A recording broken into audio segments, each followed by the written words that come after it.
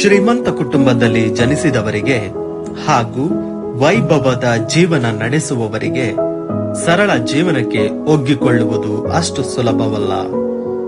ಆದರೆ ಕ್ರೈಸ್ತ ಧರ್ಮದ ಇತಿಹಾಸವನ್ನು ಗಮನಿಸಿದರೆ ಅದೆಷ್ಟೋ ರಾಜರು, ಶ್ರೀಮಂತರು, ರಾಜನ ಆಸ್ಥಾನದಲ್ಲಿದ್ದ ಅಧಿಕಾರಿಗಳು ಯೇಸುವಿನ ಮೇಲಿನ ಪ್ರೀತಿಗಾಗಿ ಎಲ್ಲವನ್ನು ತೊರೆದು ಸಾಮಾನ್ಯರಲ್ಲಿ ಸಾಮಾನ್ಯರಾಗಿ ಬಾಳಿದ ನಿದರ್ಶನಗಳು ಕಾಣುತ್ತವೆ.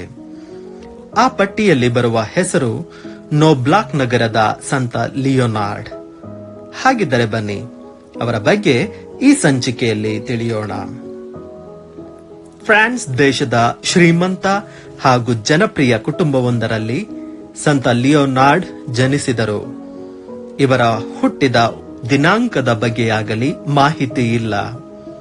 ಅಂದಾಜಿನ ಪ್ರಕಾರ ಕ್ರಿಸ್ತ ಶಕ 490 ಅಥವಾ 500ರ ನಡುವೆ ಜನಿಸಿರಬಹುದು ಎನ್ನಲಾಗಿದೆ. ಇವರ ತಂದೆ ತಾಯಿಗಳಿಗೆ ಲಿಯೋನಾರ್ಡ್ ಎಂದರೆ ಬಹಳ ಅಚ್ಚುಮೆಚ್ಚು. ಇವರದು ಕ್ರೈಸ್ತೇತರ ಕುಟುಂಬವಾಗಿತ್ತು. ಉತ್ತಮ ಆರ್ಥಿಕ ಹಿನ್ನೆಲೆ ಹೊಂದಿದ್ದ ಕಾರಣ ಇವರು ಉತ್ತಮ ಶಿಕ್ಷಣ ಪಡೆದರು. ಇದರ ಜೊತೆಗೆ ವೈಭವದ ಜೀವನ ಅವರದ್ದಾಗಿತ್ತು. ಮುಂದೆ ಇವರ ಓದಿಗೆ ತಕ್ಕನಾಗಿಯೇ ಫ್ರಾನ್ಸ್ ದೇಶದ ದೊರೆ ಮೊದಲನೇ ಕ್ಲೋವಿಸ್ನ ಆಸ್ಥಾನದಲ್ಲಿ ಉತ್ತಮ ಹುದ್ದೆ ಪಡೆದರು. ಈ ಹುದ್ದೆಗೆ ನಿಷ್ಠರಾಗಿ ಪ್ರಾಮಾಣಿಕವಾಗಿ ದುಡಿದರು.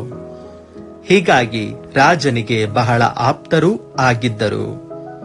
ಲಿಯೋನಾರ್ಡ್ ಕೆಲ ಕಾಲ ಈ ಹುದ್ದೆ ನಿಭಾಯಿಸಿದರು. ಹೀಗಿರುವಾಗ ರಾಜನ ಜೊತೆಗೆ ಯಾಜಕರ ಭೇಟಿಗಾಗಿ ದೇವಾಲಯಕ್ಕೆ ಲಿಯೋನಾರ್ಡ್ ಬಂದರು. ಈ ವೇಳೆ ಯಾಜಕರಾಗಿದ್ದ ಸಂತ ರೆಮಿಜಿಯೋಸ್ ಅವರ ಪರಿಚಯವಾಯಿತು. ಅವರು ಲಿಯೋನಾರ್ಡ್ ಅವರ ಬಳಿ ದೇವಾಲಯದಲ್ಲಿಯೇ ಇರಲು ಕೇಳಿಕೊಂಡರು. ಇದಕ್ಕೆ ರಾಜ ಸಹ ಒಪ್ಪಿಕೊಂಡಿದ್ದರಿಂದ ಅನಿವಾರ್ಯವಾಗಿ ಲಿಯೋನಾರ್ಡ್ ದೇವಾಲಯದಲ್ಲಿ ಉಳಿಯುವಂತಾಯಿತು. ಹೀಗೆ ದಿನಗಳು ಕಳೆದಂತೆ ಅವರಿಗೆ ಕ್ರೈಸ್ತ ಧರ್ಮದ ಬಗ್ಗೆ ಒಲವು ಮೂಡಿತು. ಹೀಗಾಗಿ ರೆಮಿಜಿಯೋಸ್ ಅವರಿಂದ ದೀಕ್ಷಾಸ್ಥಾನ ಪಡೆದು ಕ್ರೈಸ್ತ ಮತಕ್ಕೆ ಮತಾಂತರ ಹೊಂದಿದರು. ಮುಂದೆ ಯಾಜಕರೂ ಸಹ ಆದ ಲಿಯೋನಾರ್ಡ್ ಒಂದಿಷ್ಟು ಕಾಲವನ್ನು ದೇವಾಲಯದಲ್ಲಿ ಕಳೆದರು. ತದನಂತರ ಸನ್ಯಾಸಿ ಬದುಕನ್ನು ಆಯ್ದುಕೊಂಡ ಅವರು ನೋಬ್ಲಾಕ್ ಊರಿನ ಹೊರಗಿನ ಕಾಡಿನಲ್ಲಿಯೇ ಸಣ್ಣದೊಂದು ಮಠ ಸ್ಥಾಪಿಸಿಕೊಂಡು ತಮ್ಮ ಸಾವಿನ ತನಕ ಅರಣ್ಯವಾಸಿಯಾಗಿಯೇ ಬಾಳಿದರು. ಈ ವೇಳೆ ಅವರು ಹಲವಾರು ಪಾಪಿಗಳನ್ನು ಹಾಗೂ ಅನ್ಯ ಧರ್ಮೀಯ ಜನರನ್ನು ಕ್ರೈಸ್ತ ಮತಕ್ಕೆ ಸೆಳೆದು ಅವರನ್ನು ಯೇಸುವಿನ ಶಿಷ್ಯರನ್ನಾಗಿ ಮಾಡಿ ಅವರು ಉತ್ತಮ ಜೀವನ ನಡೆಸಲು ಮಾರ್ಗದರ್ಶನ ನೀಡಿದರು. ಇದೇ ಸಮಯದಲ್ಲಿ ಲಿಯೋನಾರ್ಡ್ ಅವರಿಗೆ ಪವಿತ್ರ ಸಭೆಯಿಂದ ಹಲವಾರು ಹುದ್ದೆಗಳು ಹರಸಿ ಬಂದವು. ಆದರೆ ಅಧಿಕಾರದ ಮೇಲೆ ಆಸೆ ಹೊಂದಿರದ ಅವರು ಅವುಗಳನ್ನೆಲ್ಲ ಗೌರವಪೂರ್ವಕವಾಗಿ ತಿರಸ್ಕಾರ ಮಾಡಿ ತಮ್ಮ ಸರಳ ಸನ್ಯಾಸಿ ಜೀವನದಲ್ಲಿಯೇ ತೃಪ್ತಿ ಕಂಡರು. ಇವರ ಬದುಕನ್ನು ಕಂಡು ಪ್ರೇರಣೆ ಪಡೆದ ಹಲವು ಜನ ಲಿಯೋನಾರ್ಡ್ ಅವರ ಜೊತೆಗೆ ಬಂದು ಅವರಂತೆಯೇ ಬಾಳತೊಡಗಿದರು. ಈ ವೇಳೆ ರಾಜ ಹಾಗೂ ರಾಣಿ ರಾತ್ರಿ ಹೊತ್ತು ಲಿಯೋನಾರ್ಡ್ ವಾಸಿಸುತ್ತಿದ್ದ ಅರಣ್ಯದ ಪರಿಸರದಲ್ಲಿ ವಾಯುವಿಹಾರ ಮಾಡುವಾಗಲೇ ರಾಣಿಗೆ ಪ್ರಸವ ವೇದನೆ ಆರಂಭವಾಯಿತು. ಈ ವೇಳೆ ರಾಜನ ಬಳಿ ಹೋಗಿ ರಾಜನಿಗೆ ಧೈರ್ಯ ಹೇಳಿದ ಲಿಯೋನಾರ್ಡ್ ಇಡೀ ರಾತ್ರಿ ರಾಜನ ಜೊತೆ ಪ್ರಾರ್ಥನೆಯಲ್ಲಿ ಕಳೆಯುತ್ತಾರೆ. ಬೆಳಿಗ್ಗೆ ನೋಡಿದಾಗ ರಾಣಿಗೆ ಪ್ರಸವವೂ ಆಗಿ ತಾಯಿ ಮಗು ಇಬ್ಬರು ಆರೋಗ್ಯವಾಗಿಯೇ ಇದ್ದರು. ಇದನ್ನು ಕಂಡ ರಾಜ ಬಹಳ ಖುಷಿಯಿಂದ ಲಿಯೋನಾರ್ಡ್ ಅವರ ಮಠವಿದ್ದ ಹಾಗೂ ಅದರ ಸುತ್ತಲಿನ ವಿಶಾಲ ಅರಣ್ಯ ಪ್ರದೇಶವನ್ನು ಅವರಿಗೆಯೇ ಬಿಟ್ಟು ಕೊಡುತ್ತಾನೆ.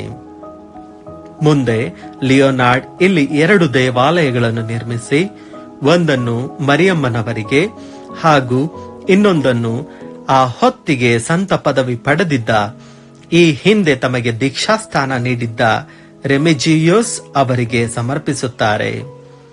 ಲಿಯೋನಾರ್ಡ್ ಅವರಿಗೆ ಖೈದಿಗಳ ಬಗ್ಗೆ ವಿಶೇಷ ಒಲವಿತ್ತು.